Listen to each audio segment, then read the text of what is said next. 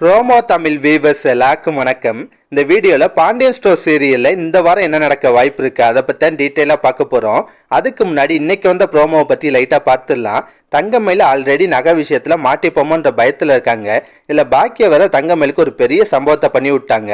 ஆமாங்க, நடக்குதுன்னா கோமதி வந்து தங்கமயில்கிட்ட நகையெல்லாம் கொடுக்குறாங்க. இந்தம்மா மயில் இதுல உன் நகையெல்லாம் இருக்கு, ஃபங்க்ஷனுக்கு போட்டுக்கொன்றாங்க. அப்ப பாக்கியம் சும்மா இல்லாம சம்மந்தி மயிலுக்கு இவ்வளவு நகையெல்லாம் தேவையில்ல, இதுல கொஞ்சம் இருந்தா போதும், பாதி நகையை கொண்டு போய் ராஜிட்ட கொடுங்க, ஏன்னா ராஜியோட நகையெல்லாம் நீங்க திருப்பி கொடுத்துட்டீங்க, பாவம் இப்ப நகை இல்லாம இருப்பா, ஃபங்க்ஷன் அப்ப மீனா மயிலெல்லாம் நகை போட்டிருப்பாங்க, ராஜி மட்டும் வெறுங்கலத்தோட இருந்தா நல்லாவா இருக்கும், அதனால இதுல பாதி நகையை கொண்டு போய் ராஜிட்ட கொடுங்க, ராஜி என் பொண்ணு மாதிரிதான் சொல்லிட்டு ரொம்ப நல்லவங்களா பேசுவாங்க. அதை கேட்ட மயிலுக்கு பயங்கர ஷாக் ஆகுது.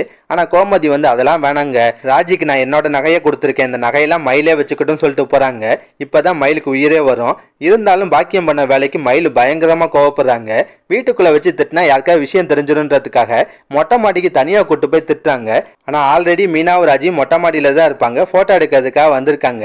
ரெண்டு குரூப்புக்கு இடையில துணியெல்லாம் காஞ்சிட்டு இருக்கும். அதனால ஆள் இருக்கிறது மயிலு குடும்பத்துக்கு சுத்தமா தெரியல. மயில அவங்க அம்மாட்ட பயங்கரமா கோவப்படுறாங்க.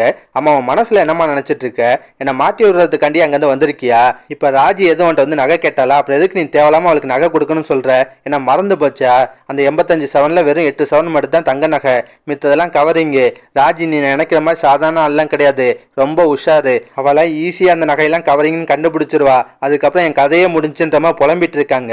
இது எல்லாத்தையுமே ராஜி மீனாவும் கேட்டுருவாங்க.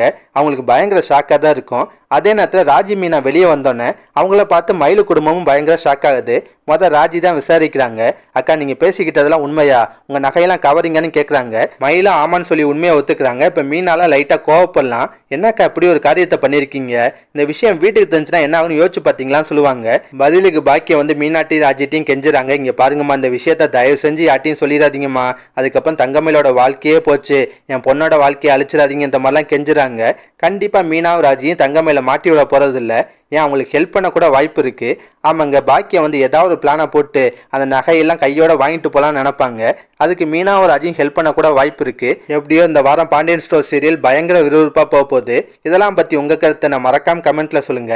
இந்த வீடியோ பிடிச்சுன்னா ஒரு லைக்கை தட்டுங்க. நம்ம சேனல் ப்ரோமோ தமிழ் ரிவ்யூஸ் வரை சப்ஸ்கிரைப் பண்ணலாம், ப்ளீஸ் கை சப்ஸ்கிரைப் பண்ணிக்கோங்க. நான் உடனே கொண்டு சீரியல் அப்டேட் கொடுத்துட்டே இருக்கேன். Bye guys.